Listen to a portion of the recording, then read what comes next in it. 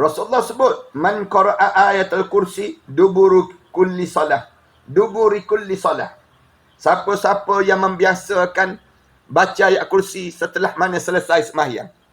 Bukan baca sebelum mana sembahyang, tapi selesai sembahyang. Bagi salam tu, lagi mana kita tak bangun tu, baca ayat kursi. Lam yamna'hu min dukhulil jannah illa al-maut. Tak ada halangan untuk dia masuk dalam syurga kecuali mati je. Mati je penghalang yang menyebabkan dia tak boleh masuk syurga lagi. Kalau sekiranya dia mati, masuk syurga terus. Ini kelebihan. Setiap kali mana lepas sembahyang, jangan berhenti daripada, jangan terus bergerak selagi mana kita tak baca ayatul kursi. Alhamdulillahirrabbilalamin. Wassalatu wassalamu ala ashrafil anbiya'i wal mursalin. Wa ala alihi wa sahbihi ajma'in. Subhanaka la ilma lana illa ma 'allamtana innaka antal alimul hakim. Rabbi shrah li sadri wa yassir li amri wahlul 'uqdatam min lisani yafqahu qawli. Rabbi yassir wa la tu'assir wa tammim bil khair. Qala Allah Ta'ala fi kitabil aziz ba'da a'udzu billahi minasyaitonir rajim. Bismillahirrahmanirrahim. Alladzi khalaqal mauta wal hayata liyabluwakum ayyukum ahsanu amala wa huwal azizul ghafur. Dan dialah yakni Allah yang telah menjadikan kamu dua kejadian. Satu kejadian yang disebut dengan kehidupan dan satu lagi kejadian yang disebut dengan kematian. Dua-dua tersebut kejadian Allah jadikan liyabluwakum, untuk diuji dalam hidup kamu. Ayyukum ahsanu amala, di kalangan kamu siapakah yang paling baik amalannya. Wa huwal azizul ghafur, dan dia yakni Allah Maha perkasa dan juga Maha mengampun segala dosa manusia. Alhamdulillah, kita syukur pada Allah kerana pada pagi yang baik ini Allah kurniakan peluang pada kita untuk sama-sama kita membicarakan tentang persiapan menjelang kematian di kalangan kita. Kita masih lagi dalam membicarakan masa yang paling penting dalam hidup. Sebab ramai di kalangan kita dia anggap bahawa masa yang penting dalam hidup ini, kalau kita tanya di kalangan kita ni, masa bila masa yang paling penting dalam hidup? Ada yang jawab masa bersunat, katanya mereka. Ni masa yang penting dalam hidup. Mereka nampak demikian. Ada yang jawab masa yang paling penting dalam hidup ni masa kita berhadapan peperiksaan akhir. Ada yang jawab masa yang penting dalam hidup waktu mana kita nak akad nikah. Macam-macam gaya orang kita ni dia jawab. Dia jawab terhadap yang disebut dengan masa penting. Tapi Islam dia sebut masa yang paling penting dalam hidup kita ialah masa sakaratul maut. Masa ni masa yang menentukan kejayaan hidup. Dalam hidup kita ni, masa yang paling utama yang perlu kita jaga sangat, itu masa yang kita menghadapi sakarat. Sebab ramai orang kita, dia tak peduli pada masa ni. Kita pun, waktu mana kita tengok orang yang melalui masa sakarat, kita pun kadang-kadang kita tak tahu nak buat apa dia. Yang di kalangan kita. Kadang-kadang ramai di kalangan kita, waktu mana kita tengok ayah kita, mak kita melalui masa yang disebut masa yang sepenting itu, ramai di kalangan kita dia anggap bahawa dia anggap itu dia seorang yang kena lalui. Manakala orang lain tak ada hubungan untuk membantu dia melalui masa tersebut. Kenapa saya sebut dan kita kena faham masa tu masa yang penting dalam hidup kita? Kerana masa tersebut menentukan sama ada kita berjaya ke syurga ataupun kita terhumban ke kawah neraka. Sebab tu masa sakarat ini masa yang paling penting pada diri kita. Jadi kalaulah ada di kalangan kita yang dah pencen, misal contohnya, Ataupun ada di kalangan kita yang dah berhenti kerja, tak buat kerja dah. Orang tanya sekarang buat apa? Dia jawab, tak ada kerja dah Ustaz. Sekarang baru kerja dengan RTM disebut. RTM kita sebut. Apa dia? Rehat tunggu mati Ustaz disebut. Ni jawapan orang kita lah.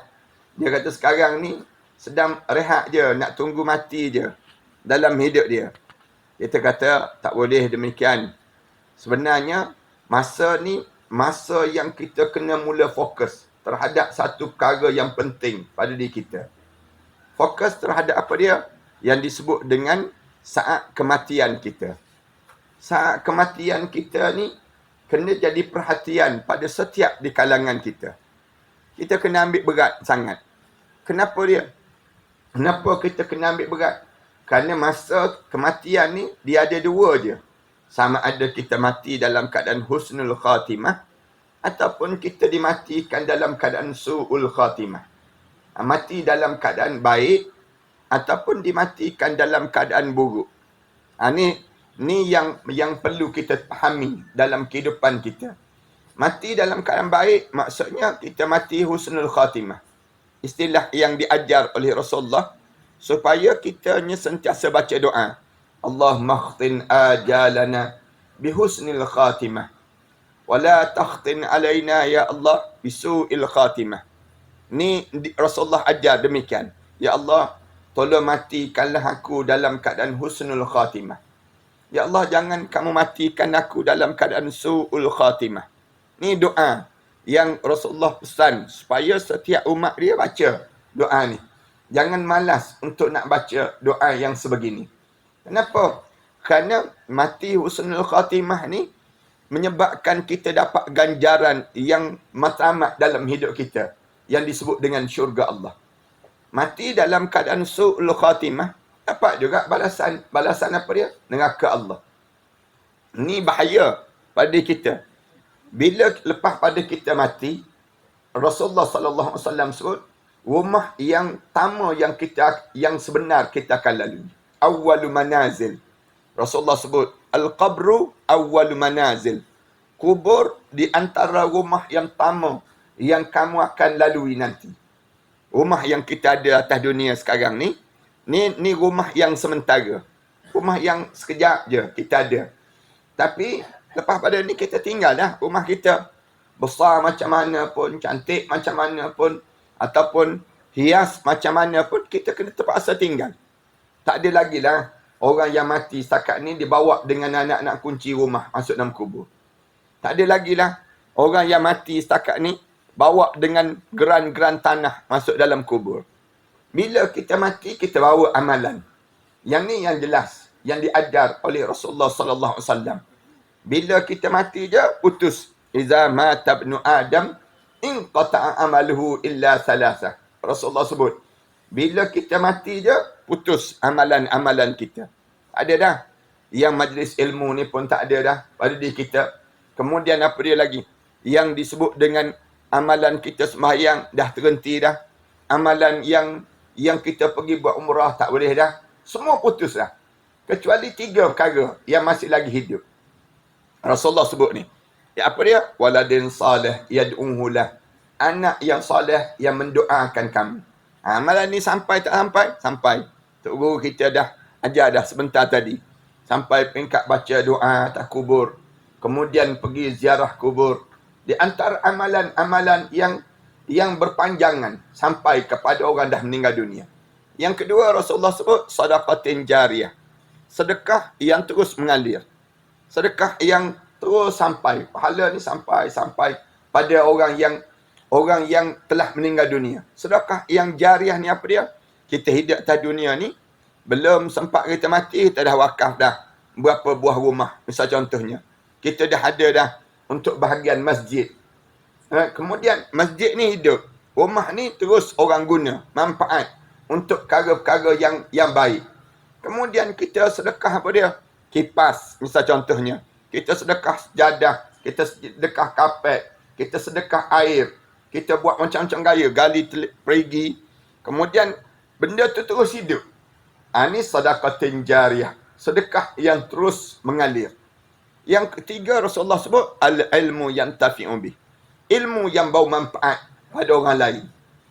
Yang kamu mengajar, waktu mana kamu hidup dahulu, kamu ajar. Walaupun yang kita ajar tu cara buat sambal, misal contoh. Kadang-kadang kita ajar tu cara buat macam mana nak buat kerabu. Misal contohnya.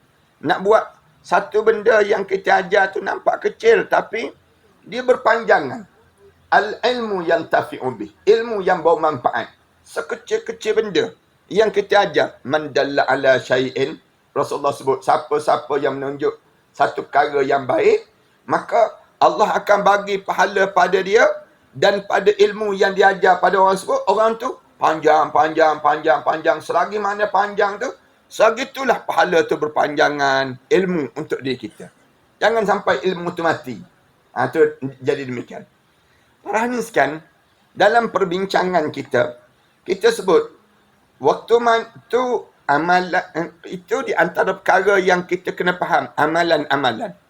Tapi kita kena tanya, amalan apa yang kita kena sentiasa ada pada diri kita ni untuk kita berbekal waktu mana kita tak ada tanda-tanda yang kita ni akan meninggal dunia lagi. Dia ada waktu mana kita dekat nak meninggal dunia, ada tanda-tanda dia. Tapi waktu mana kita tak ada tanda-tanda. Tak ada tanda-tanda yang menunjukkan kita nak meninggal dunia lagi. Apa amalan yang kita kena buat? Kita kata, Ustaz, saya ni penyakit tak ada lagi. Kemudian saya ni umur muda lagi. Kemudian saya ni, hidup saya ni tak ada tanda-tanda. Tapi kita kena bersedia juga. Takut-takut kita dimati mengejut. Mati mengejut. Ramai juga orang yang mati mengejut dalam hidup kita ni. Walaupun kita tak ada tanda-tanda. Kalau kita tanya tanda-tanda untuk mati ni apa dia, Ustaz? Tanda yang untuk kita mati, Allah tarik nikmat yang Allah bagi pada kita. Nikmat apa? Nikmat makanan. Sebelum daripada ni, kita boleh makan apa saja. Kita boleh makan yang disebut dengan makan apa saja. Tolak batu, kayu dan PVC je. Kita tak makan. Yang lain tu kita boleh makan. Tapi sekarang tak boleh dah. Nak makan PVC, gigi tak ada dah. Nak makan apa dia? Nak makan yang keras-keras tak boleh dah. Nak makan daging tomahawk pun tak boleh. Nak makan yang manis-manis, ada kencing manis dah. Nak makan yang makanan shell out, kita dah ada go out dia panggil. Dalam hidup kita, maknanya kita ni dah mula ditarik nikmat. Mata kita dahulu nampak cerah. Sekarang kena pakai spek, baru nampak. Ini menandakan tanda-tanda berlakunya kematian di kalangan kita. Menunjukkan bagaimana kita ni akan dimatikan oleh para malaikat Allah Subhanahu Wa Taala. Ini nak sebutnya tanda-tanda tu dah mula berlaku dalam kehidupan seseorang. Tanda apa lagi yang Allah jadikan pada diri kita ni? Tanda kita nak mati ni. Allah bagi tanda lagi. Tanda beruban. Rambut kita dah mula beruban. Janggut kita, misai kita dah mula beruban. Ni tanda kematian yang semakin dekat pada diri kita. Tanda apa lagi? Dalam hadis Rasulullah sebut, siapa yang sampai umur 60 tahun. Siapa yang umur 60 tahun, confirm dia akan mati dah. Maknanya demikian. Ni tanda besar dalam hidup seorang. Kemudian, kerana Rasulullah sebut, a'maru ummati baina 60 wa 70. Umur umat aku di antara 60 tahun hingga 70 tahun saja. Ni tandalah. Tanda kita nak dimatikan oleh malaikat Allah Subhanahu Wa Taala. Jadi kalau siapa yang umur 60 tahun, dia tak payah berangan lagi lah nak jadi Perdana Menteri. Senang ceritanya. Kalau dah umur 60 tahun, tak payahlah kita nak bercita-cita besar lagi. Panjang lagi angan-angan kita. Rasulullah suruh dah pendek dah. Angan-angan tu dah pendek. Tanda besar yang kita ni akan meninggal dunia. Tanda besar yang kita akan meninggal dunia. Apa dia? Bila hijab mata kita mula diselak. Mula kita nampak malaikat turun berduyun-duyun. Waktu mana kita nampak malaikat dah turun berduyun-duyun tu, itu menunjukkan kita ni tak ada dah peluang untuk nak hidup di atas dunia. Kita mula melalui sakaratul maut. Masa tu kita boleh betul lagi tak? Ada lagi tak peluang untuk kita nak betulkan amal ibadah kita? Ada. Ada tu lah yang kita garapkan dalam kitab ini.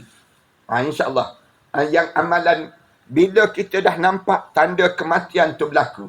Tapi sekarang ni dalam perbincangan kita hari ni, kita masih lagi cerita tentang bila tak ada nampak tanda-tanda berlaku.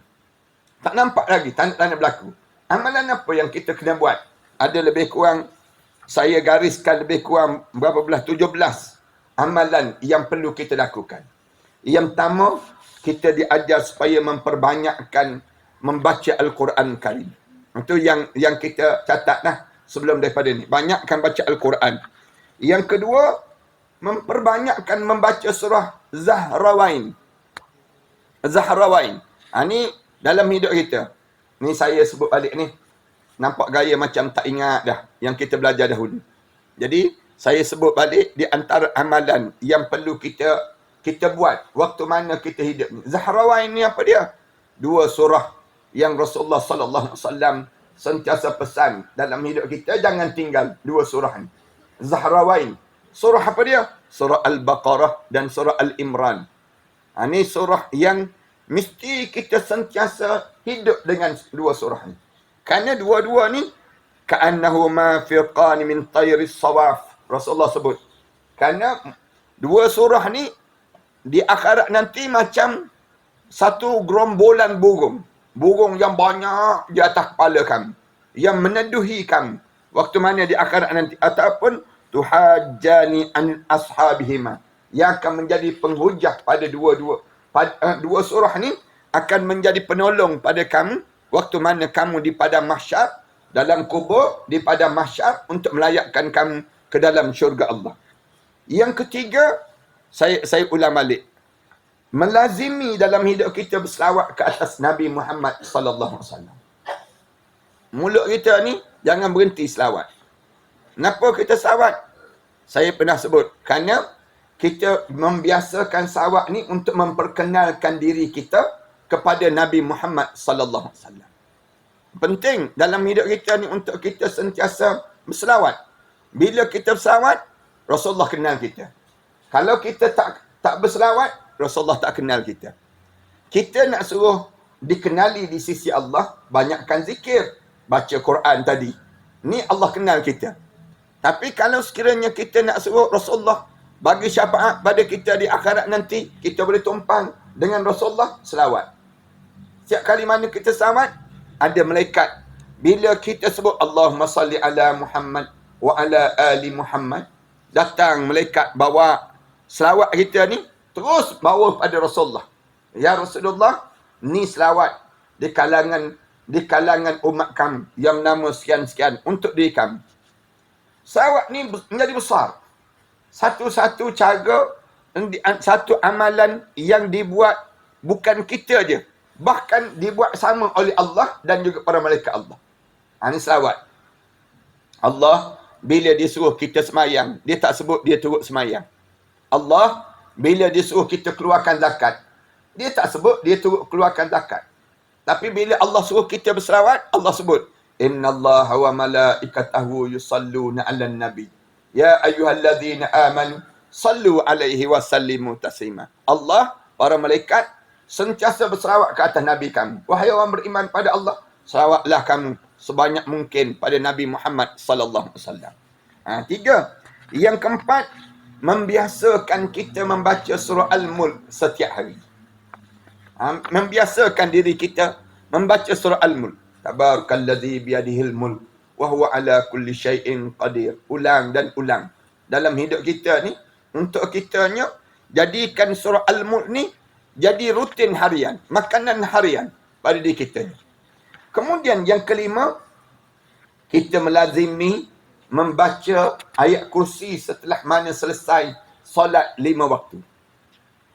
Ini ingat ya.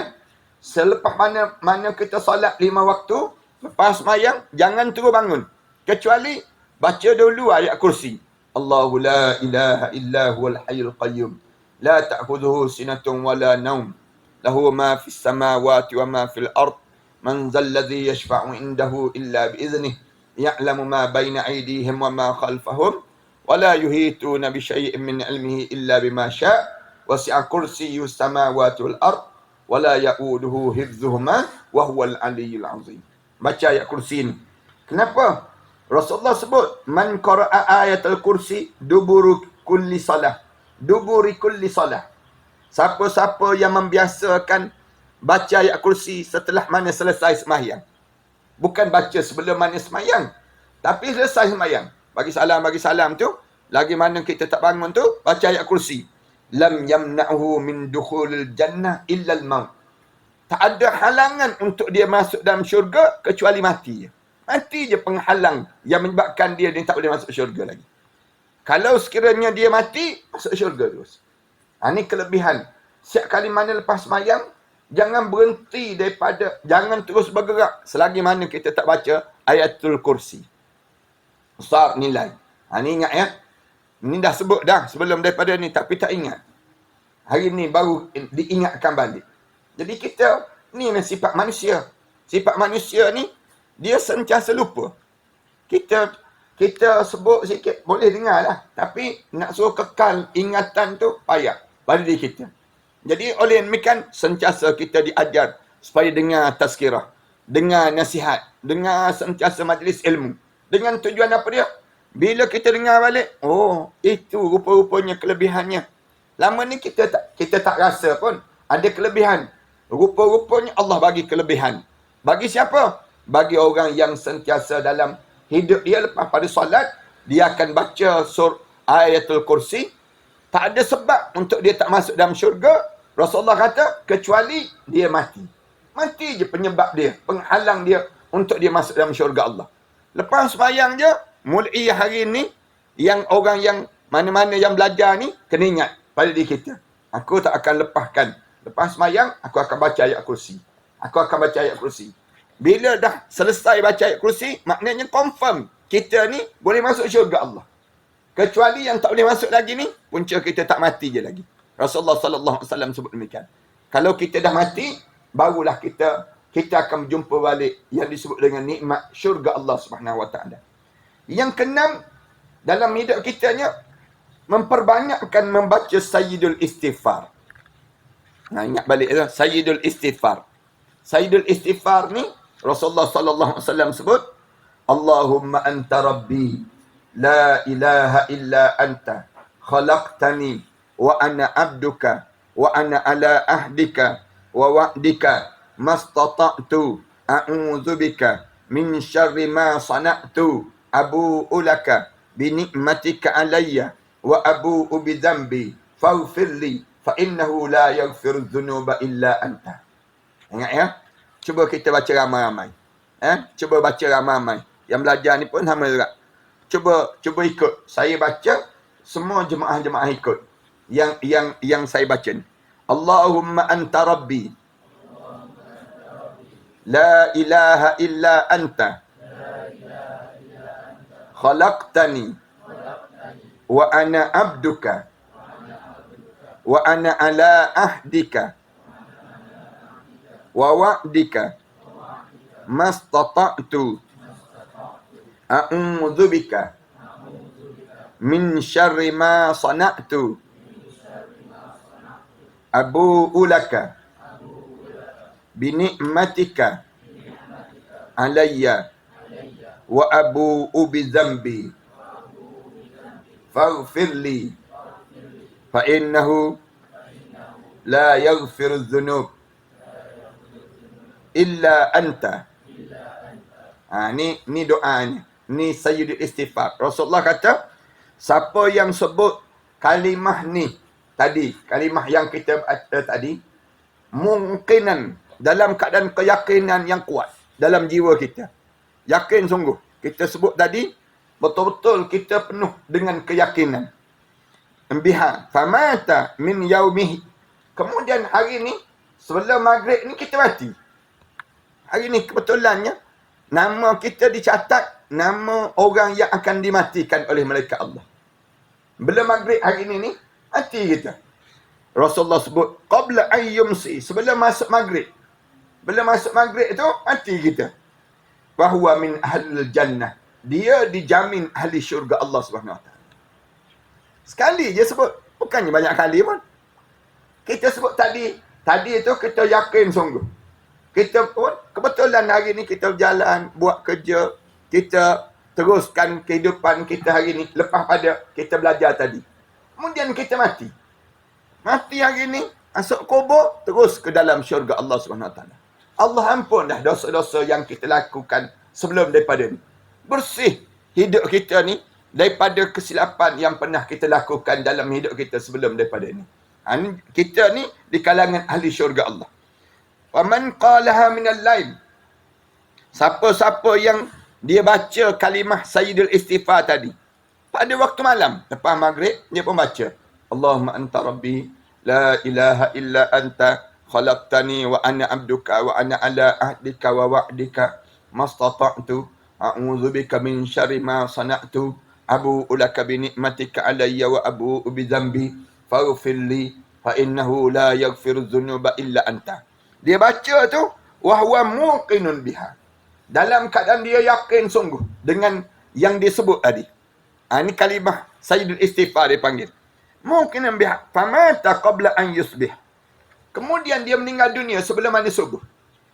Ya, maghrib tu dia sembahyang maghrib, dia tidur. Lepas isyak tu dah selesai tu dia tidur.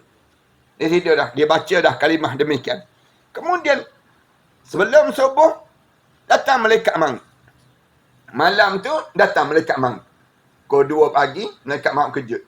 Bangun. Bangun tu tengok Allah, mati dah aku. Malaikat maut kata, tak ada dah peluang pada kamu. Dah mati dah. Kamu ada kematian dah. Mati kita. Sedang-sedang pagi esok, orang kejut kita, sejuk dah badan kita. Tak bergerak dah diri kita. Mati dah kita.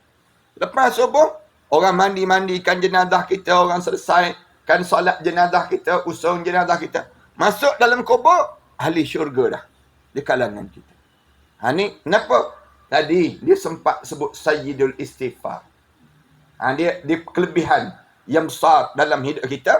Dalam hidup kita ni, amalan yang kita kena sentiasa lazimkan pada diri kita demikian. Fahuwa min ahlil jannah. Yang ketujuh, sentiasa beristighfar dan bertaubat kepada Allah. Berapa kali sehari? 70 kali sehari. Kena lebih pada 70 kali sehari. Istighfar dan taubat lebih 70 kali sehari. Setiap hari. Ni amalan yang lebih pada 70 kali sehari ada 3. Seingat ana lah, ada 3 amalan yang diajar oleh Rasulullah sallallahu alaihi wasallam kena lebih pada 70 kali sehari. Yang pertama ingat pada mati kena lebih pada 70 kali sehari. Yang kedua, selawat pada Nabi Muhammad sallallahu alaihi wasallam lebih 70 kali sehari. Lebih 70 kali sehari. Yang tiga, istighfar kena lebih pada 70 kali sehari. Setiap hari ni. Kenapa dia? Rasulullah sebut, inni atubu ilallahi aktsara sab'ina marrah. Aku bertaubat pada Allah, beristighfar pada Allah lebih 70 kali sehari. Maknanya, kita kena buat lebih pada 70 kali sehari. Tak boleh kita buat dalam keadaan yang kita ni, dipanggil dalam keadaan yang kita ni, hanya lebih kurang dalam hidup kitanya, sikit-sikit je kita buat. Tak boleh demikian. Kena sentiasa dalam hidup kita ni istighfar dan istighfar. Orang lain pula tolong istighfar. Ni kena betul kan. Kemudian yang ketujuh. Hari ni kita sambung yang ke-8. Yang ke-8, amalan yang ke-8. Memperbanyakkan bersedekah dan juga berwakaf. Ni di antara amalan kita lah. Amalan yang sentiasa mengganggu orang dekat nak meninggal dunia. Yang kebanyakan orang kita ni, dia tak perasan. Benda ni yang mengganggu kita bila dekat nak meninggal dunia. Selain daripada kita diganggu oleh syaitan, gangguan waktu mana dekat nak meninggal dunia ialah gangguan harta. Harta ni sentiasa menjadikan kita ni terganggu dekat nak meninggal dunia. Akhirnya, kita nampak duit banyak. Ada orang yang dekat nak meninggal dunia, dia akan sebut duit. Dia akan ulang demikian. Ada orang yang dekat nak meninggal dunia, dia sebut emas. Ada orang dekat nak meninggal dunia, dia akan sebut rumah. Di atas hobi masing-masing. Ataupun kegemaran kita waktu mana kita hidup. Atas kita hidup ni lah. Kalau jenis kaki pancing dekat nak meninggal dunia, dia kata ikan. Ikan. Kalau kaki pancing. Kalau yang jenis yang jenis minat bola, hidup mati bola, tidur bola, makan bola ni, yang jenis demikian, dekat nak meninggal dunia, dia akan sebut bola, bola, bola, bola. Dia akan jadi demikian. Dekat nak meninggal dunia, dia akan datang kegemaran kita. Benda yang kita paling suka atas dunia. Yang kita paling gemar atas dunia. Kalau yang jenis minat perempuan, katakanlah yang jenis kaki mata keranjang, misal contohnya.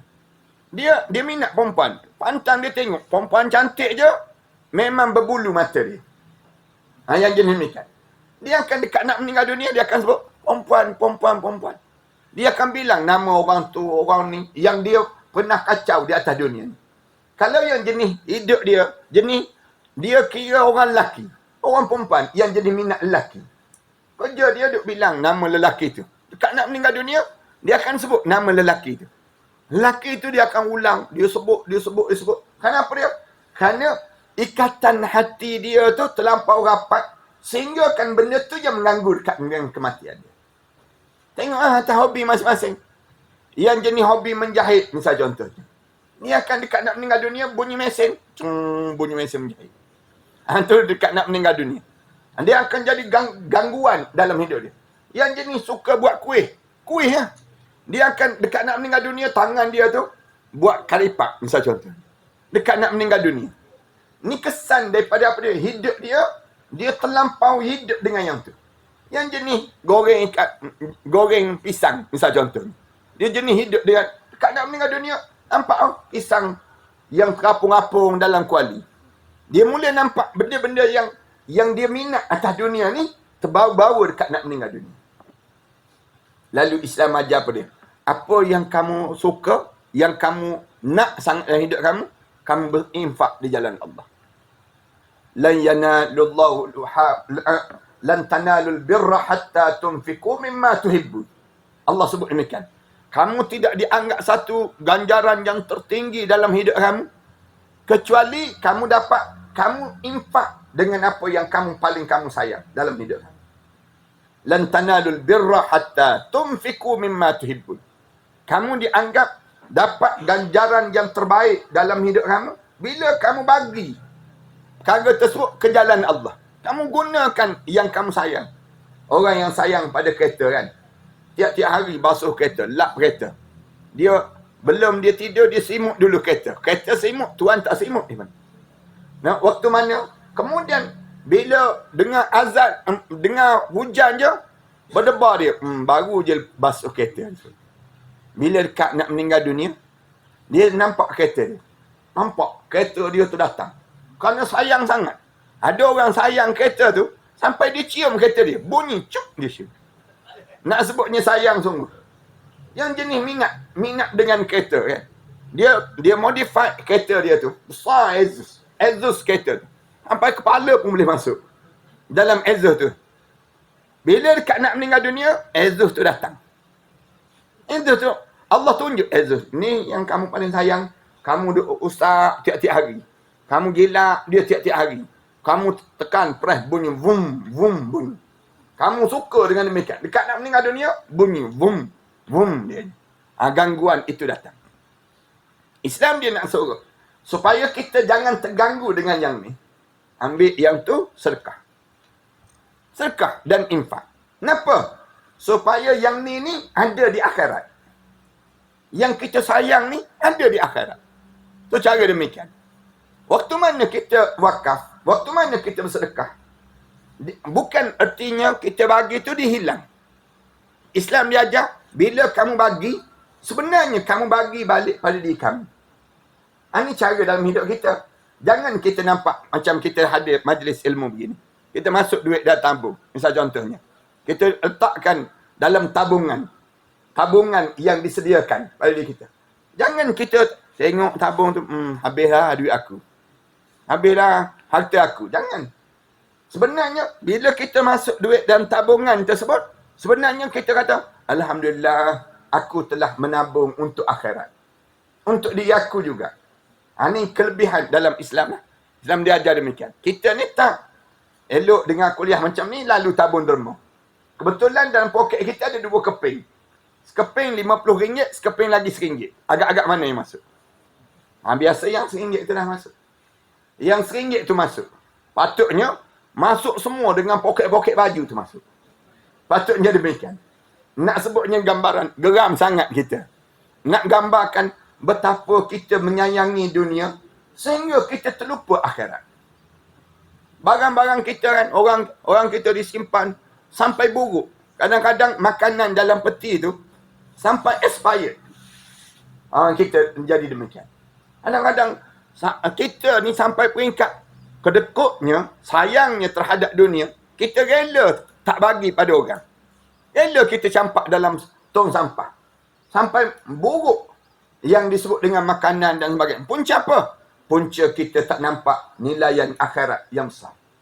Datang Islam diajar, tiap-tiap hari yang kita lalui ni, di antara amalan yang kita kena buat, menghantar segala harta kita, aset kita yang ada atas dunia, ke akhir Allah. Sebelum kita mati masuk dalam kubur. Itu konsep yang mesti dibina dalam setiap kepala di kalangan masyarakat kita. Yang kita sentiasa nampak. Bila aku bagi, sebenarnya aku bagi pada diri aku sendiri. Jangan kita nampak, bila kita bagi, kita nampak, ni rugi lah. Ni menyebabkan kita tak boleh guna lah. Sebenarnya, kita akan guna juga yang lebih indah lagi di akhirat Allah SWT nanti. Ni, amalan sedekah merupakan amalan paling utama yang harus dititik berat dalam kehidupan kita. Seberat mana kita kena ambil berat? Seberat mana kita makan. Orang kita kan, beras tak ada sekarang ni kan. Beras tempatan ni. Yang sibuk sehari dua ni. Nak marah ke menteri, nak marah pada semua ni. Kadang-kadang, kalau boleh yang meniaga, yang bawa lori tu pun nak makan dengan lori-lori. Geram sungguh lah. Beras ni tak ada, misal contohnya. Kita nampak demikian. Orang kita kan. Tapi kita tak nampak macam mana ganjaran yang besar yang Allah jadikan di akhirat nanti. Dalam hidup kita. Yang Allah jadikan bila kita banyak kita menginfak, kita nampak kita menderma di jalan Allah, kehidupan kita di sana nanti jauh lebih bahagia, jauh lebih senang dan jauh lebih banyak kenikmatan yang Allah sediakan pada kita. Kepentingan bersedekah ni amat jelas dan penting berdasar firman Allah Ta'ala yang menggambarkan keadaan orang yang telah meninggal dunia menyesal kerana tidak menginfakkan hartanya semasa hidup di dunia dahulu. Ramai orang berlaku demikian. Lalu Allah Subhanahu Wa Taala sebut, wa anfiqu mimma razaqnakum. Berbelanjalah kamu terhadap apa yang telah aku bagi pada kamu. Allah kata aku bagi pada kamu, kan aku nak suruh kamu simpan. Bukan nak suruh kamu jadi kedekut. Tapi setiap apa yang kamu dapat tu, aku nak tengok kamu belanja untuk di jalan Allah takat mana. Orang kita, macam kita kan, kalau kita bagi duit pada anak kita untuk pergi ke sekolah, tiba-tiba anak kita, dia ambil duit tu, dia tak pergi ke sekolah, dia simpan je duit tu. Marah tak marah? Marah. Kita akan marah. Kenapa kau ni? Aku bagi duit engkau RM10, RM5 setiap hari. Tiba-tiba engkau tak pergi ke sekolah. Kamu simpan untuk diri kami. Marah kita. Kenapa? Kerana nak sebutnya dia tak guna untuk yang sepatutnya. Yang lebih teruk lagi, dia ambil duit itu, dia pergi beli rokok. Misal contoh. Dia ambil duit itu, dia buat benda-benda yang dilarang oleh Allah. Allah saja nampak budak ni kecil-kecil, rasa nak patah-patah tengkuk dia. Kenapa? Kerana dia buat benda yang dilarang oleh Allah SWT. Tak sama dengan kehendak yang kita harapkan, supaya dia buat benda yang baik. Tiba-tiba dia buat benda yang tak baik. Allah jadikan dengan ayat ni, Allah SWT ajar, berbelanjalah kamu di jalan Allah, mimma razaqnakum min qabli an ya'ti ahadakumul maut. Sebelum sampai saat kematian di kalangan kamu. Jangan sampai dah kamu mati, waktu mana dekat nak mati, fayaqula rabbi laula akhartani. Kebanyakan mulut-mulut manusia ni, bila dekat nak meninggal dunia, mulalah dia ulang kalimah ni. Kalimah apa yang disebut? Akhartani. Tangguh sekejap. Jangan bagi mati. Ni kalimah yang biasa. Kalau kita tengok orang yang terbaring jenazah dia tu, dia baru je sebut pada malaikat. Dia sebut apa dia? Akhartani. Tangguhkan aku. Jangan bagi lagi mati malaikat. Jangan. Tak nak. Janganlah sekejap je malaikat. Akhartani. Dalam satu riwayat ditanya, selama mana akhartani itu? Tolong tangguh. Laula akhartani. Kalau boleh tangguh sekejap, jangan bagi mati lagi ni. Selama mana? Dia jawab, selama 10 bulan. Ada satu riwayat kata, mula-mula dia sebut setahun. Setahun. Malaikat kata, melampau kamu. Minta setahun. Nak tangguh ni. Lepas tu, dia kata, kalau tak boleh setahun, 10 bulan. Kalau tak boleh 10 bulan, sebulan. Kalau tak boleh sebulan, dia minta tangguh seminggu. Tak boleh juga. Mereka kata, seminggu. Melampau kamu ni. Minggu. Dia kata, sehari. Sehari je. Bagi peluang hidup sehari je. Jangan bagi mati lagi. Mereka kata, sehari pun tak ada. Sehari pun tak ada. Dia sebut sejam. Minta lagi. Bila minta sejam, mereka kata, sejam pun tak ada. Dia kata, 1 minit. 1 minit. 1 minit. Dia minta lagi. Minta dengan mereka. 1 minit pun tak ada. 1 minit pun tak ada. Nak tunggu 1 minit pun tak ada. Kenapa dia minta tangguh ni? Ila ajalin qarib. Dia minta tangguh. Sekejap je pada masa tertentu. Qarib. Qarib tu ulama-ulama tanya. Berapa lama? Dia pun sebut. Nak buat apa kalau dia boleh ditangguh? Dia sebut ni. Fa'as-saddaqa. Saya nak bersedekah di jalan Allah. Nak bagi segala apa yang ada. Baru perasan segala apa yang kita miliki sekarang tak ada nilai lagi. Ceritalah duit dia banyak mana pun. Ceritalah harta dia hebat macam mana pun. Sebutlah tentang mengenai jawatan dia sebesar mana pun. Waktu mana sampai saat mati, di waktu itu semua tak bernilai lagi. Habis nilai. Rajakah dia? Yang berhormatkah dia? Ustazkah dia? Namalah apa pun dia. Kata waktu mana kena mati, waktu mana sampai ajal pada diri dia, macam daun kayu yang buruk. Tak ada nilai terus. Cantiklah. Yang dia bangga-banggakan dalam hidup dia ni kan. Orang ni, dia bangga sangat. Dia cantik. Dia bangga sangat. Dia ni tubuh badan yang hebat. Dia bangga sangat dengan pengaruh dia yang ramai. Bila sampai saat kematian pada diri dia, tak ada nilai terus. Tak ada nilai. Cuba tengok orang mati. Jenazah yang meninggal dunia tu. Yang orang yang hebat macam mana pun. Dalam waktu mana dia meninggal dunia, kaku, pucat lesi. Dalam keadaan sejuk, sepi perjalanan hidup dia untuk dia menghadap di hadapan Allah Subhanahu wa taala. Yang kedua, wa akum minas salihin. Sekarang juga saya nak jadi hamba Allah yang saleh. Malaikat jawab, wala yuakhirallahu nafsan iza jaa ajaluha. Allah tak tangguh dah nyawa-nyawa orang kalau sampai masa ajal di kalangan kami. Dah sampai dah masa sekarang. Masa sebelum daripada ni, kamu tak berinfak. Kamu tak nak kamu rasa bernilai. Kan orang kita kan, rasa bernilainya barang dia. Simpan dalam almari. Rasa bernilainya duit dia simpan dalam bank. Tapi bila dia nak mati, duit dalam bank tu untuk apa lagi? Untuk apa lagi? Yang rumah sebesar dia tu, yang dia tu untuk apa lagi? Kereta mewah dia untuk apa lagi? Yang dia habiskan masa dia ni, sepanjang hidup dia dengan harta-harta, makanan-makanan, segala apa yang dia ada. Untuk apa lagi saat mana? Ghargharin. Saat mana nyawa dia sampai di halkom dah. Bila sampai di halkom tu, baru dia waktu tu, kelam kabut dia. Mereka, jangan bagi mati lagi, jangan bagi mati lagi. Aku nak pergi ambil segala apa yang aku miliki sebelum daripada ni, aku nak impak semua di jalan Allah Subhanahu wa taala. Tak ada manfaat dah di waktu yang demikian. Baginda Nabi sallallahu alaihi wasallam juga menjelaskan berkenaan kelebihan bersedekah dan kemuliaan darjat orang yang bersedekah di jalan Allah. Daripada Abu Hurairah radhiyallahu anhu, dia menceritakan Nabi sallallahu alaihi wasallam bersabda. Rasulullah sebut, "Ma naqasat sadaqatun min mal." Allah tak akan kurangkan bagi sesiapa yang menginfak harta benda dia di jalan Allah. Allah tak akan kurangkan. Maksudnya, kalau kamu bagi RM10, apakah akan hilang RM10 tersebut? Ma naqasat. Rasulullah sebut, Allah tak akan miskinkan dia. Allah tak akan kurangkan RM10 itu. Bahkan Allah gantikan dengan apa dia? Kamu akan dapat RM700. Ini kelebihan. Ingat lagi waktu mana Ana belajar dahulu. Pensyarah dia sebut. Kalau kamu nak lulus periksa, kamu kena banyak bersedekah. Kalau kamu nak lulus periksa. Ini pensyarah dia sebut demikian. Kita ni duit tak ada. Belajar dekat Al-Azhar. Susah waktu tu. Dahlah kita ni ayah tak ada. Kemudian membesar pula dalam lingkungan yang susah. Mak kita menoreh getah dia.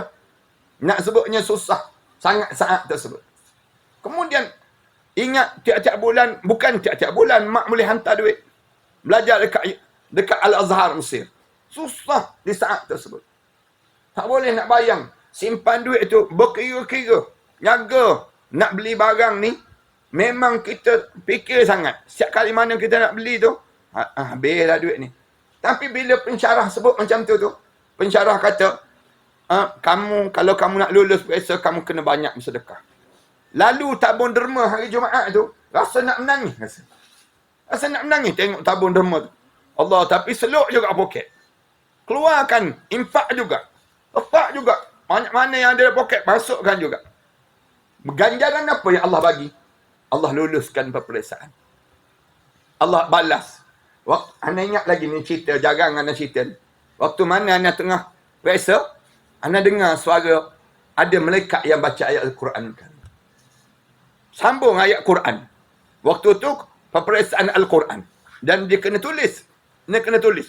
Dia sebut, ayat ni, sambung ayat ni, sampai ayat ni. Dekat dengan 40 ayat. Kita kena hafal 10 juzuk Al-Quran. 10 juzuk. Waktu 10 juzuk ayat Quran yang kita kena hafal ni, di saat tahun akhir, susahnya rasa nak jawab. Nak jawab tu, susah kita nak jawab. Lepas tu tak bersambung. Tanya adik-adik yang menghafal Quran. Tanya anak-anak kita yang menghafal Quran. Baca di awal tu boleh. Tapi nak sambung tu. Lepas tu ayat yang seterusnya. Ayat seterusnya. Yang tu jadi payah. Lepas tu kena tulis. Tiba-tiba nak sebut kelebihan sedekah ni. Di antara kebesaran. Kelebihan sedekah. Dengar suara. Malaikat suruh sambung ayat ni. Sambung. Dengar ni. Ayat ni. Kenapa daripada mana ni? Kita boleh sambung dengar. Ayat ni kedengaran di dekat telinga. Nak sebutnya apa dia? Malaikat datang untuk tolong, bantu. Untuk kita menjawab jawapan-jawapan ini. Punca apa? Nak sebutnya, kita fikir balik, ada dua sebab lah. Yang pertama, doa ibu. Doa ibu yang bila nak beresa je, bagi tahu pada ibu. Bagi tahu pada ibu. Nangis. Teresak. Waktu tu hantar surat ya. Mesej ni tak ada lagi. WhatsApp lagi tak ada. Tulis je surat ni. Hantar surat. Dekat dengan sebulan sebelum beresa tu, dah hantar surat. Sambil tulis surat tu, nangis. Nangis tu, biar air mata tu jatuh atas surat tu. Ibu kita pun tengok bangun malam-malam. Baca doa untuk diri kita. Ya Allah, tolonglah anak aku dalam belajar. Tolong bantu dia. Kemudian yang kedua, sedekah. Sedekah yang kita infak. Tiap-tiap hari Jumaat, tak terlepas tu. Walaupun rasa sedih, walaupun rasa payah, sukar, rela kita berlapar. Nak sebutnya, rela berlapar. Nak bagi ganjaran. Kita nampak ni, ganjaran apa? Kalau aku sedekah ni, mudah aku menjawab peperiksaan. Senang aku menghadapi dengan ujian. Alhamdulillah Allah bagi kemudahan-kemudahan. Bila kita balik pun, sama juga. Bila balik ke Malaysia, buat amalan apa dia? Bangunkan sekolah tahfiz. Buat amalan ini. Kita infak tenaga, masa, air muka, sampai masuk mahkamah lah. Disaman, nak sebutnya bukan disaman. Kita saman orang dan ditimbulkan balik isu. Kita kumpul duit sedekah daripada orang ramai. Buat macam-macam cara. Nak sebutnya gambaran. Nak suruh kita ni boleh dapat ganjaran di sisi Allah SWT. Allahu Akbar. Tapi memang Allah bagi kelebihan apa dia? Ma naqasat sadaqatun min mal. Rasulullah kata, tak miskin bagi siapa-siapa yang bersedekah dengan harta benda dia. Wa ma zadallahu abdan bi'affin illa izzah. Dan Allah tak akan tidak menambah kemuliaan bagi seorang hamba kecuali bi'affin illa izzah. Tiadalah kedudukan dia kecuali semakin mulia orang tersebut. Allah jadikan demikian. Wa ma tawada'u ahadun lillah illa rafa'ahu Allah. Dan siapa-siapa yang semakin dia hidup tawaduk, semakin diangkat darjat dia di sisi Allah. Allah akan tinggikan kemuliaan seseorang. Bila hidup kita ni tidak menyombong. Bila hidup kita ni dalam keadaan yang kita ni sentiasa tawaduk pada diri kita. Sabda Nabi SAW lagi. Ma naqasat sadaqatun min mal. Yang bermaksud sedekah tidak akan mengurangi harta.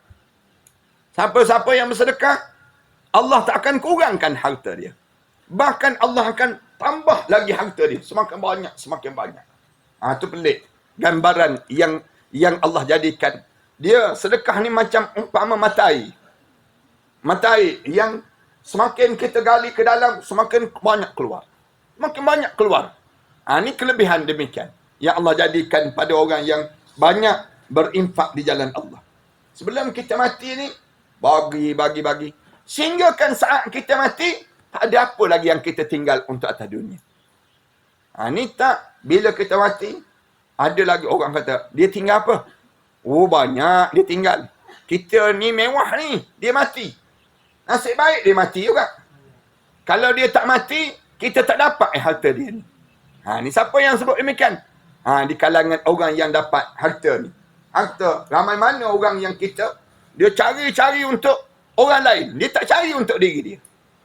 Padahal bila kita hidup ni, cari untuk diri kita dah. Orang lain tu cari untuk diri dia. Anak kita, dia cari untuk diri dia. Manakala kita cari untuk diri kita. Untuk selamat di akhirat nanti. Diajar cara demikian. Macam mana cari untuk diri kita? Banyakkan guna masa, tenaga, harta untuk Islam. Itu cara demikian. Untuk kerja-kerja Islam. Ni banyak lagi ni. Depan kita ni banyak lagi. Tugas-tugas yang kita jangan nampak ni tugas Ustaz Mukhtar je. Tuan guru kita je. Jangan. Tapi kita kena nampak ni tugas kita semua. Yang mesti kita pakat-pakat bangunkan. Pakat-pakat di kalangan kita untuk bawa manfaat dalam kehidupan kita ini sendiri. Para ulama' menyebut ada dua makna berkaitan dengan hadis ini. Ulama' disebut. Yang pertama, sesungguhnya Allah akan memberkati hartanya dan mencegah kemudaratan daripada menimpanya. Itu kelebihan. Maka Allah menggantikan kekurangan jumlah hartanya dalam bentuk keberkatan yang tidak terlihat. Semakin banyak kita berinfak, semakin berkat harta kita. Itu yang tak nampak. Tak ada dalam istilah yang disebut dengan bahasa-bahasa agama lain. Kecuali Islam. Islam dia ajar hidup ni, harta bukan nak banyak tapi nak berkat. Rumah bukan nak besar tapi nak berkat. Kereta bukan nak mewah tapi nak kereta berkat. Buat apa kereta besar? Duduk belakang lagi ada driver lagi tapi masam je dalam kereta. Jauh lebih baik kereta kancil je. Anak 16 orang dalam kereta. Sibuk melambai orang tepi jalan. Mak ayah senyum je dalam kereta. Relax je. Tak ada aircon pun. Pakai kipas yang musim tu. Kipas yang musim tu kan. Yang tu je. Tapi keluarga dia bahagia. 16 orang dalam kereta. Nak sebutnya bahagianya hidup. Gambaran bagaimana kekeluargaan yang demikian. Allah jadikan. Daripada mana ni? Berkat. Keberkatan dalam kehidupan. Yang tidak terlihat pada hartanya yang lain. Yang tak nampak pada harta yang lain. Kita bagi yang ni, tapi Allah bagi pada yang lain. Apa dia? Anak-anak jadi cemerlang. Kehidupan kita jadi bahagia. Kehidupan kita ni jadi seronok sangat. Allah bagi kebahagiaan hidup. Tak kena penyakit-penyakit yang melarat. Orang lain kena penyakit yang teruk-teruk. Tapi kita, kalau kena pun, Allah kafarah dosa. Kita pun nampak ada kebaikan. Ya Allah sedang bagi pada diri kita di segenap penjuru perjalanan kehidupan kita ini. Maknanya, semua benda yang kita lalui itu mengembirakan dalam hidup kita, hasil daripada kita guna untuk kerja-kerja Islam. Hal ini dapat kita ketahui sama ada melalui gerak hati maupun kebiasaan yang ada pada seorang. Yang kedua, kelebihan yang besar lagi apa dia? Sesungguhnya jika berkurang jumlahnya, maka pahalanya akan menutupi kekurangan hartanya. Rasulullah sebut demikian. Ajar. Kita nampak kurang. harta kita ada duit RM100. Kita sedekah RM50 misalnya. Tinggal RM50 nampak kurang. Tapi Allah tambah yang lain. Yang lain tu apa dia? Boleh jadi seminggu, 2 minggu lagi, Allah bagi pada diri kita yang disebut dengan anak-anak kita cemerlang dalam peperiksaan. Jauh lebih bernilai daripada RM50 yang kita infak tadi. Allah gantikan kekurangan ini. Elok dia Allah, kita kata kita bagi RM50, tapi dalam masa yang samanya, Allah bagi pada kita. Tak lama, orang polis datang. Tuan dilantik yang di Pertuan Agong, misalnya contoh.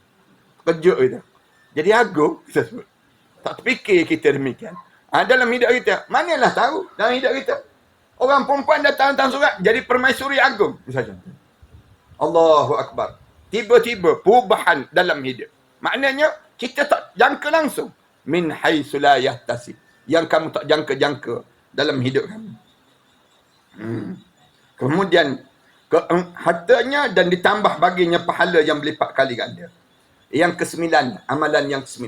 Apa benda? Melazimi membaca doa Nabi Yunus alaihissalam. Membiasakan hidup kita baca doa Nabi Yunus alaihissalam. Doa Nabi Yunus ni apa dia? Sa'ad bin Abi Waqqas menceritakan bahawa Nabi SAW bersabda. Rasulullah sebut, hal adullukum ala ismillahil a'zam. Nak tak aku tunjuk pada kamu nama Allah yang hebat? Rasulullah tanya sahabat-sahabat, hal adullukum ala ismillahil a'zam? Kamu nak tak kalau aku tunjuk pada kamu nama Allah yang hebat, yang besar? Lalu sahabat-sahabat tak jawab. Sahabat-sahabat diam. Rasulullah terus sambung terus. Teknik Rasulullah mengajar ni banyak teknik. Kadang-kadang Rasulullah tunggu dulu. Sahabat jawab. Kadang-kadang Rasulullah tak tunggu. Rasulullah terus bagi tahu terus. Teknik kalau kita belajar dalam hadis-hadis Rasulullah ada lebih kurang 60 teknik. Rasulullah mengajar sahabat-sahabat. Dia kadang-kadang Rasulullah buat garisan. Kadang-kadang Rasulullah cerita kisah. Kadang-kadang Rasulullah SAW tanya soalan. Itu cara Rasulullah mengajar sahabat-sahabat. Yang ni salah satu cara Rasulullah nak mengajar kita. Rasulullah kata, nak tak pada diri kamu, aku tunjukkan nama Allah yang hebat. Lalu sahabat tak jawab. Kita pun tak jawab. Senyap je kita kan. Bila Rasulullah tanya, macam apa benda ni? Nama Allah yang hebat ni. Lalu Rasulullah sebut, doa Yunus. Doa Nabi Yunus alaihissalam. Apa dia doa Nabi Yunus? La ilaha illa anta subhanaka inni kuntu minaz zalimin. Ini doa Nabi Yunus. Doa yang hebat. Rasulullah SAW sebut doa Nabi Yunus alaihissalam. Doa apa dia? La ilaha illa anta. Tidak ada Tuhan melainkan kamu. Subhanaka inni kuntu minaz zalimin. Maha suci kamu ya Allah. Aku sentiasa buat zalim pada diri aku sendiri ya Allah. Ini doa Nabi Yunus. Fa ayyama muslim da'a biha fi marad mauti 40 marrah. Famati fi maradihi dhalik u'ti ajra syahid wa in bara'a wa qad ghufira lahu jami'u dhunubi. Ini Rasulullah sebut, mana-mana seorang muslim dia baca doa ni sebelum daripada saat kematian dia, sebelum saat dekat-dekat nak mati. Ulama-ulama tanya, bila dekat nak mati ni? Bila dekat nak mati ni? Terutama waktu mana kita nampak hijab mata kita mula diselak. Hijab mata kita diselak tadi, mulut kita sebut la ilaha illa anta subhanaka inni kuntu minaz zalimin. Sebanyak berapa kali? 40 kali. Dia sebut kalimah ini 40 marrah. Sebanyak 40 kali. Famata fi maradihi dzal. Kemudian dia mati pada saat mana dia sakit tadi. Ni ataupun ulama kata bila dia masuk hospital je. Bila dia masuk hospital je ataupun dia sakit je, dia demam. Dia demam. Bila dia demam je, dia pun mulut dia sebut la ilaha illa anta subhanaka inni kuntu minaz zalimin. Dasar pada hadis Rasulullah sebut, dia sebut kalimah ni 40 kali. Kemudian dia mati. U'tiya ajra syahid. Allah bagi pahala dia, pahala mati syahid di jalan Allah Subhanahu Wa Taala. Allahu akbar. Besar pahala orang yang demikian. Wa in bara'a. Rasulullah sebut, jika dia bebas ataupun misal contoh dia ni sihat. Dia sihat. Maka dia akan sihat daripada penyakit yang diderita itu. Bara'ah. Rasulullah sebut, wa in bara'ah. Kalau sekiranya dia ni tak ada lagi, dia ni dalam keadaan yang kena tekanan hutang yang banyak, terlepas hutang-hutang yang banyak. Kalau sekiranya dia tak ada kerja, dia akan nak Allah bagi pada diri dia kerja-kerja yang baik. Semakin dia akan bertambah dan bertambah. Waqad ghufira lahu jami'u dzunubi. Maka diampunkan segala dosa-dosa dia. Allahu Akbar. Untuk kelebihannya. Ni Rasulullah sebut sendiri ni. Waktu mana kita hidup ni, jangan berhenti daripada baca doa. Cuba kita baca ramai-ramai. Tanda kita dapat ijazah. Ijazah doa pada pagi ni. Boleh ya? La ilaha illa anta. La ilaha illa anta. Subhanaka. Inni kuntu minaz zalimin. Senang itu kan? Ke tak ingat juga? Tak ingat juga. Memang makan banyak sangat itu. Memang benar sungguh ni panggil. Ni kalimah yang mudah sangat dah. Untuk kita ulang. Ingat, berapa kali? 40 kali. Ulang 40 kali. Setiap hari, sebut yang ni. La ilaha illa anta. Subhanaka inni kuntu minaz zalimin. La ilaha illa anta. Subhanaka inni kuntu minaz zalimin. Kebetulan hari ni, kitanya ada masalah hidup. Terlepas masalah hidup kita. Terlepas masalah hidup kita.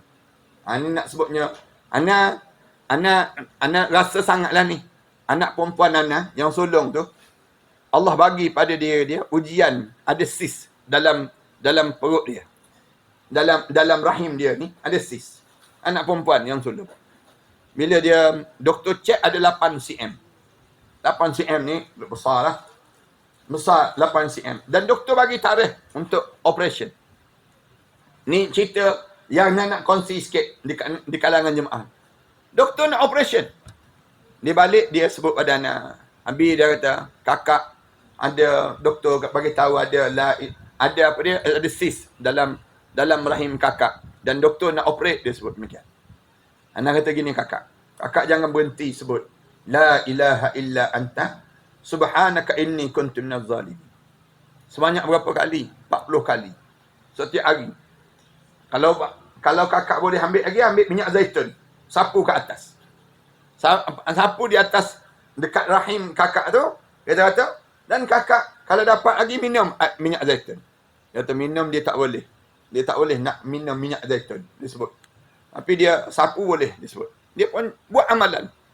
Hari untuk operation dah, dia datang ke hospital. Doktor cek, tak ada langsung. Tergamam doktor. Waktu mana hari nak operation tu, waktu mana doktor kata, mana pergi? Kamu dah buat operation ke? Kamu buat apa dia? Katanya anak saya tersebut, yang sulung ni kata, Alhamdulillah, Allah bagi kesembuhan daripada doa yang dibaca. La ilaha illa anta, subhanaka inni kuntu minaz zalimin. Ni yang disebut ni. Ni anak-anak yang ada ni pun sama. Anak-anak perempuan. Biasanya terjadi ujian-ujian ini dalam kehidupan kita. Jadi, banyakkan kita baca. La ilaha illa anta subhanaka inni kuntu minaz zalimin. Paling tidak 40 kali sehari. Ini ulang. Dan ulang pada diri kita ni. Ni di antara ubat yang mujarab yang diberi oleh Rasulullah sallallahu alaihi wasallam. Rasulullah sebut, wa in bara'a. Rasulullah sebut demikian. Wa in bara'a. Kalau kamu berhadapan dengan masalah, Allah rungkaikan masalah hidup kamu. Allah permudahkan pada diri kamu dipanggil demikian. Pada diri kita ni. Waqad ghufira lahu jami'uz dzunub. Yang dimaksudkan dengan bebas ini ialah setelah mana kita membaca zikir la ilaha illa anta subhanaka inni kuntu minaz zalimin. Itu yang diajar pada diri kita demikian. Allah mentakdirkan kita selamat daripada penyakit ataupun musibah yang pernah menimpa. Pada saat itu, dosa-dosa kita juga telah diampunkan oleh Allah. Ini kelebihan lah. Yang doa yang diajar oleh Rasulullah sallallahu alaihi wasallam itu. Dengan sebab itu, kita dapat merasai kelazatan beribadah kepadanya. Dan bahkan air mata kita mudah mengalir. Dekatnya disebabkan hati yang bersih daripada dosa dan kemurkaan Allah. Apabila diampunkan dosa, ia akan memancarkan kejernihan pada wajah seseorang. Sebaliknya dosa akan mengeruhkan wajah dan membebankan diri seseorang. Yang ke-10 ni insya-Allah kita akan sambung pada pengajian yang akan datang nantilah insya-Allah. Saya tengok tuan-tuan dah betul tulang belakang 7 kali dah ni. Kita berhenti setakat ni lah.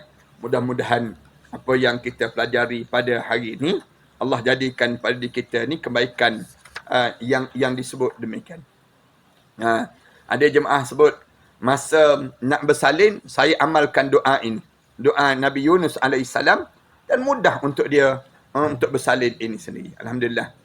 Ustaz nak tanya, adakah kita akan diberi maklum yang masa kita dah hampir dan adakah kita boleh memberitahu ataupun beri pesan kepada anak-anak kita yang masa kita tiba yang kita sudah dapat alamat yang masa kita ni akan dimatikan oleh Allah Taala, atau hanya kita yang rasa masa kita nak mati.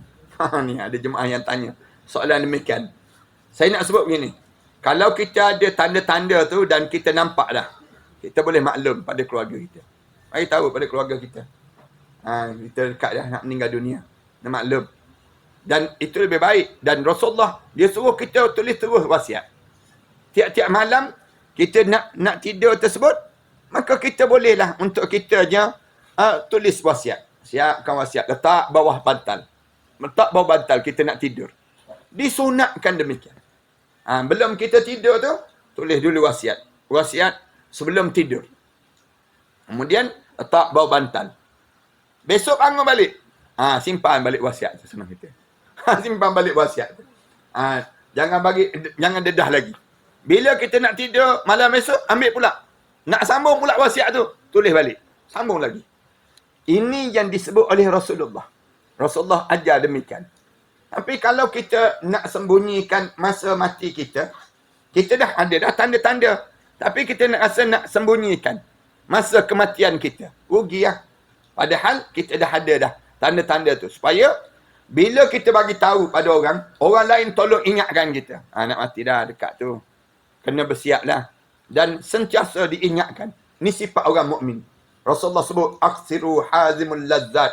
Perbanyakkan kamu sebut satu benda yang boleh menghancurkan kelazatan dalam kehidupan kamu. Itu cara. Demikianlah dalam hidup kita ni. Untuk kita lakukan demikian. Ada pertanyaan. Alhamdulillah yang nak bersalin tadi dia amalkan doa Nabi Yunus. Alhamdulillah Allah permudahkan. Orang dekat nak bersalin pun sama juga. Ulang yang tu. La ilaha illa anta subhanaka inni kuntu minaz zalimin. Banyak lagi orang-orang yang diuji oleh Allah. Kemudian ada pertanyaan lagi ni. Panjang ni. Assalamualaikum Ustaz. Mohon maaf saya ajukan soalan dulu sebelum habis kuliah Ustaz ni. Tanya soalannya, Ustaz ada sebut surah Al-Baqarah dan surah Ali Imran digalakkan dibaca untuk persediaan kematian. Adakah kita perlu baca setiap hari untuk dijadikan amalan? Itu yang terbaik. Itu yang terbaik lah. Kalau kita nak baca tiap-tiap hari sebagai satu persiapan kita, itu yang terbaik lah.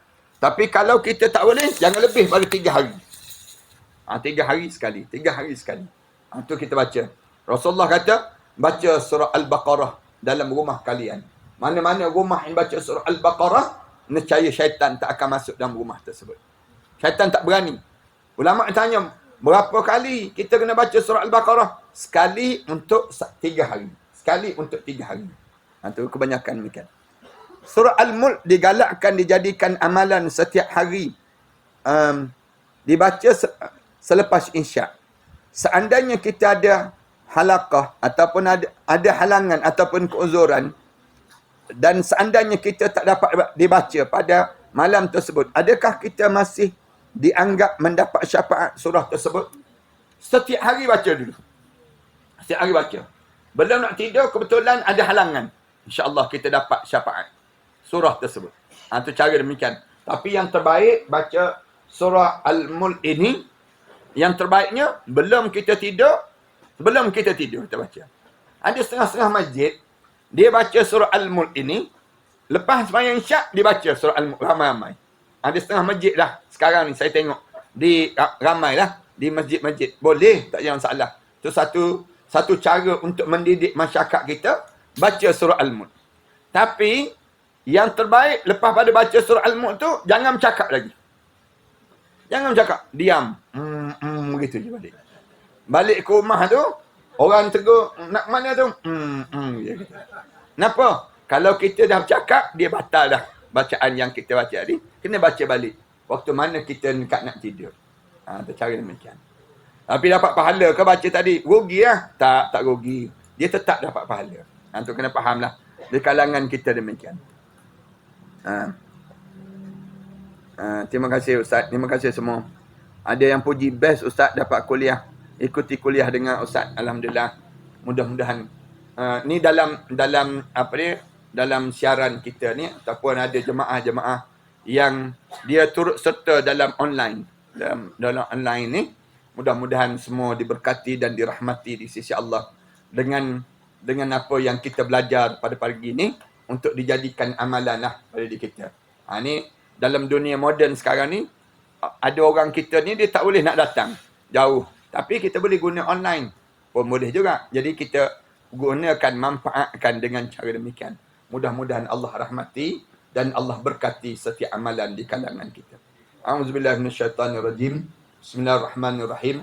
Alhamdulillahirabbil alamin. Wassalatu wassalamu ala asyrafil anbiya'i wal mursalin wa ala alihi wa sahbihi ajma'in. Rabbana iftah bainana wa baina qaumina bil haqq wa anta khairul fatihin. Rabbana zalamna anfusana wa illam taghfir lana wa tarhamna lanakuna minal khasirin. Rabbana wa tub alaina innaka antat tawwabur rahim. Rabbana atina fid dunya hasanah wa fil akhirati hasanah wa qina adzaban nar. Sallallahu ala Muhammad wa ala alihi wa sahbihi wa sallam. Alhamdulillahirabbil alamin.